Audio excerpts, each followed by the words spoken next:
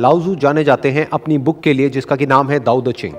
वैसे इसकी जो स्पेलिंग है दैट इज TAO, लेकिन इसको प्रोनाउंस करते हैं दाओ, और दाओ का मतलब होता है the way to the truth. तो लाओ ज़ू का जो पहला कोट है वो है, care about what other people think and you will always be their prisoner. क्योंकि आपकी खुशी अब किसी ना किसी और पे डिपेंड करेगी, उनकी नजरों पे डिपेंड करेगी कि वो किस नजर से आपको देख रहे हैं। उनकी नजरों में गिरे तो आप गिर गए, उनकी नजरों में उठे तो आप उठ गए। और उनका एक्चुअल में काम क्या है, दुनिया का एक्चुअल में काम क्या है, अंदर से लोग क्या चाहते हैं, आपका पड़ोसी क्या चाहता है, आपको उठाना या आपको गिराना। तो आप पूरी जिंदगी लगे रहो दुनिया को खुश करने के लिए, दुनिया आएगी 1 मिनट में आकर के आपकी सारी जो भी मेहनत है पूरी की पूरी जिंदगी की, उसकी धज्जियां उड़ा करके चली जाएगी। और ये मुझे बताने की जरूरत नहीं है कि ये क्या होता है, कैसे होता है। हम देखते हैं सुबह से रात तक इस चीज को कि इंडिया में अगर आप देखोगे बहुत सारे लोगों को, तो वो अपनी पूरी जिंदगी गधों की तरह काम करते हैं, ऐसा काम जो उनको करना पसंद नहीं है फिर भी करते हैं। और उनसे पूछो किस लिए कर रहे हैं, अपने बच्चों की शादी के लिए। मतलब पूरी जिंदगी काम किया, पैसा जोड़ा, किस में पैसा लगाया, शादी में। अच्छा उससे क्या होगा, शादी तो कोर्ट मैरिज भी हो सकती है, शादी में इतना पैसा क्यों, लाखों रुपए क्यों, ताकि दुनिया आएगी तो दुनिया में वाहवाही हो जाएगी।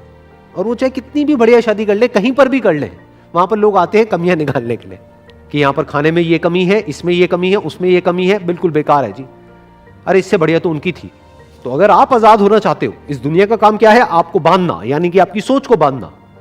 अगर आप आजाद होना चाहते हो तो रिस्पॉन्सिबिलिटी आपकी है, दुनिया की नहीं है, क्योंकि दुनिया तो आपको बांधना चाहती है। इसका सबसे अच्छा प्रैक्टिकल एग्जांपल आपके सामने है, यानी कि ये सेशन जो अभी हो रहा है, किसके ऊपर हो रहा है सेशन, लाओ ज़ू के ऊपर। बहुत ही कम लोग इस सेशन को देखने वाले हैं, और जो कम लोग देखेंगे उसमें से भी बहुत कम लोगों को ये समझ आने वाला है एक्चुअल में कि ये सेशन है क्या। क्योंकि आगे आगे जैसे जैसे हम बढ़ेंगे डीप होता चला जाएगा। फिर ये सेशन हो क्यों रहा है, कर क्यों रहा हूं, क्योंकि अगर मैं वही बोलता हूं जो आप मुझसे बुलवाना चाहते हो, यानी जो आप सोच रहे हो, तो आपको बड़ा मजा आएगा। आप जो मुझे अभी वीडियो में देख रहे हो, आपको बड़ा मजा आएगा कि हाँ ये बंदा भी वैसे ही सोचता है जैसे कि मैं सोचता हूं।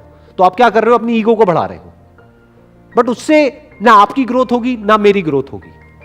हम कैसे ग्रो करेंगे, जब हम किसी ऐसी टेरिटरी में चले जहां पर ना आज से पहले आप कभी गए हो ना मैं गया, तो दोनों अनकंफर्टेबल हो जाएंगे, आप भी जो मुझे देख रहे हो और मैं भी।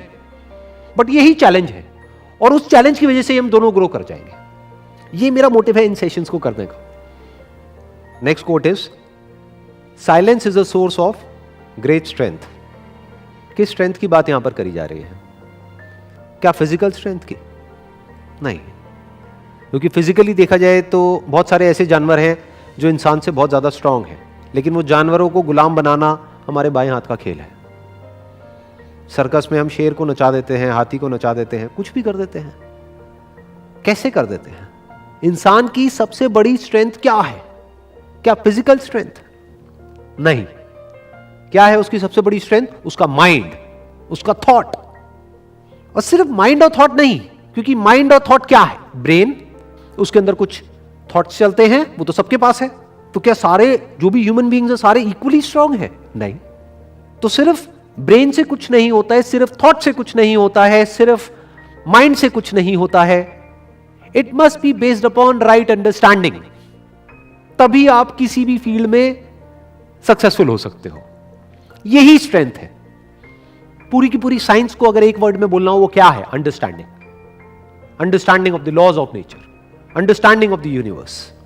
And science is power, science is strength.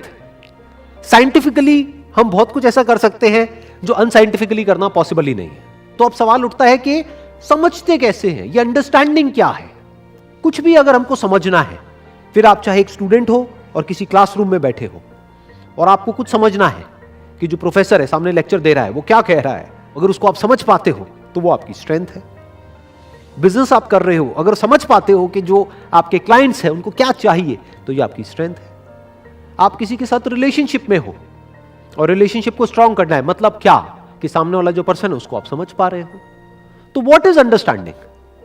Understanding के लिए क्या जरूरी है? समझते कैसे हैं, उसके लिए क्या चाहिए, उसका ग्राउंड क्या है? साइलेंस। दो तरह का साइलेंस, एक बाहर से साइलेंस, यानी बोलना कम है सुनना ज्यादा है। तब बोलना है जब जरूरी है, उतना बोलना है जितना जरूरी है, नहीं है तो चुप रहो। क्योंकि अगर आप बोलते ही रहोगे तो सुनोगे कैसे, और जब सुनोगे नहीं तो समझोगे कैसे। सोचो, जो सुबह से रात तक बड़बड़ बड़बड़ बड़बड़ बड़बड़ बोलता ही रहेगा, वो समझेगा कैसे कि जो मैं बोल रहा हूं उसका कोई मतलब भी है, या ऐसे ही मैं कुछ भी बोलता चला जा रहा हूं। तो दो तरह का साइलेंस चाहिए। एक, अपनी जबान पे कंट्रोल होना चाहिए, दैट इज साइलेंस। दूसरा साइलेंस अंदर। कभी ऑब्जर्व किया हम अपने अंदर ही अंदर कितना बोलते हैं सुबह से रात तक? उस बोलने को ही सोचना कहते हैं। अंदर चुप कैसे रहते हैं और बाहर चुप कैसे रहते हैं, अगर ये दोनों आपको आ जाए तो ये अपने आप में बहुत बड़ी पावर है। क्यों? क्योंकि अब आप समझने के लिए तैयार हो। अब आप कुछ भी समझ सकते हो, क्योंकि समझने के लिए देखना पड़ेगा, सुनना पड़ेगा बिना बोले। फॉर एग्जाम्पल, मैं कुछ बोल रहा हूं यहां से, अगर आप भी अपने अंदर ही अंदर बोलते चले जा रहे हो तो आप वो कैसे समझोगे या वो कैसे सुनोगे जो मैं बोल रहा हूं? आप तो बस अपने ही थॉट्स पे उलझे रह जाओगे। इंसान की सबसे बड़ी पावर है understanding, based upon facts, based upon reality. That is the biggest power of a human being. You can even call it scientific thinking. Unscientific thinking is not power. वो तो सारी प्रॉब्लम्स की जड़ है कि आदमी कुछ भी सोच रहा है। एक इंसान के अंदर जो भी वीकनेसेस हैं उसकी जड़ क्या है, और जो भी स्ट्रेंथ है उसकी जड़ क्या है? जो भी वीकनेसेस हैं उसकी जड़ है रॉन्ग अंडरस्टैंडिंग। फेलियर्स की जड़ क्या है? कोई भी काम हम कर रहे हैं उसमें बार बार फेल हो रहे हैं। क्यों हो रहे हैं? क्योंकि अभी तक समझ नहीं आया है कि उस काम को कैसे करें। और फेलियर का क्या मतलब है? फेलियर का मतलब ये थोड़ी है कि वो काम हो ही नहीं सकता। अरे बहुत लोग और भी कर रहे हैं, तो वो कर सकते हैं तो आप क्यों नहीं कर सकते? इसका मतलब उनको समझ आ गया, आपको नहीं आया है। समझ से ही सब कुछ होता है, बिना समझे कुछ भी नहीं होता। दुनिया में छोटे से छोटा काम, बड़े से बड़ा काम प्रॉपर्ली पहले समझा जाता है, फिर उसके बेस पे प्लान बनाया जाता है, फिर उस प्लान को एग्जीक्यूट किया जाता है। तो सारा खेल किसका है? समझ का है। और समझ के लिए क्या चाहिए? साइलेंस चाहिए। The next quote is, the best fighter is never angry. गुस्सा क्या है अगर शोर नहीं है तो? जब हमें गुस्सा आता है, कभी ऑब्जर्व किया क्या होता है? आदमी शोर मचाने लगता है, बाहर से भी और अंदर से भी। चीखने लग जाता है, चिल्लाने लग जाता है, पागलों जैसे बिहेव करने लग जाता है। इनफैक्ट आदमी को खुद को बाद में रियलाइज होता है कि ये मुझे क्या हो गया था। उसको ये तक विश्वास नहीं होता है कि ये मैं ही था। आदमी डर जाता है अपनी उस डार्क साइड को देख करके, अपने उस पागलपन को देख करके आदमी खुद ही घबरा जाता है, कहता है मैं ऐसा कैसे कर सकता हूं। तो गुस्से में क्या होता है? आदमी अपनी सुध बुध खो देता है, शोर मचाने लगता है बाहर से। लेकिन बहुत सारी सिचुएशंस ऐसी होती है जहां पर आप बाहर शोर नहीं मचा सकते। यानी सामने वाला अगर आपसे कमजोर है तो आप क्या करोगे? चीखोगे, चिल्लाओगे, या मारोगे, पीटोगे, किसी भी तरीके से सामने वाले को दबाओगे, अपने गुस्से को एक्सप्रेस करोगे।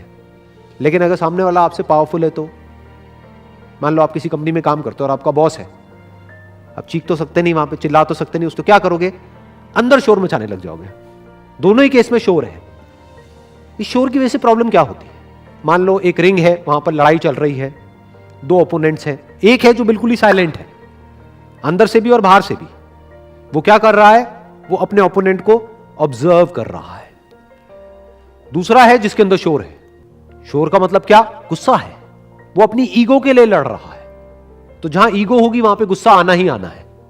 उसके अंदर मैं है बहुत ही पावरफुल, तो उस मैं की वजह से अंदर शोर मचा पड़ा है। तो शोर की वजह से क्या होगा? वो ऑब्जर्व नहीं कर पाएगा, उसके मूव्स को वो देख नहीं पाएगा। तो जब देख नहीं पाएगा तो खुद को डिफेंड कैसे करेगा? वो सिर्फ अटैक करने की कोशिश करेगा।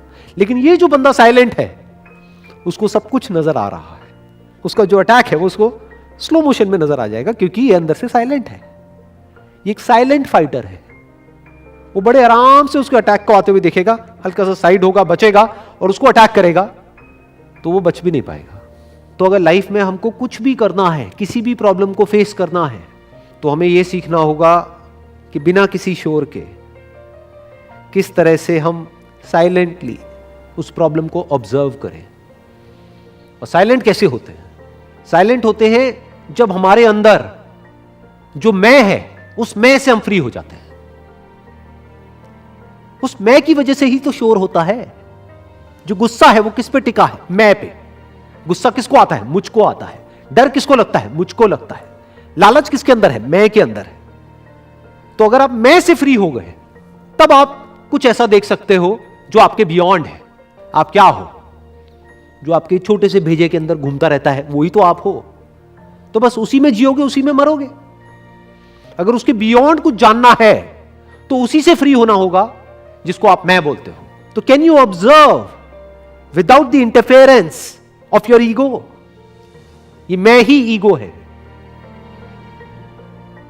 क्या आप खुद को बीच में से हटा करके देख सकते हो?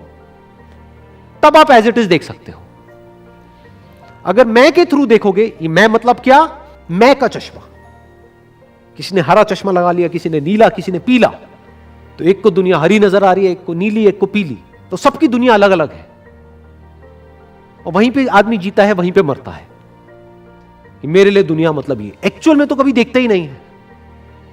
पूरी जिंदगी निकल जाती है लेकिन देख नहीं पाते हैं। तो साइलेंस का मतलब क्या है? मैं से फ्री होना। मैं से फ्री होने के बाद में क्या बचता है? शांति बचती है। वो शांति में क्या होता है? ऑब्जर्वेशन होता है। उस ऑब्जर्वेशन की वजह से क्या होता है? अंडरस्टैंडिंग होती है। और अंडरस्टैंडिंग क्या है? पावर है। अंडरस्टैंडिंग से बड़ी कोई पावर नहीं है। Wish you all the very best. Thank you so much.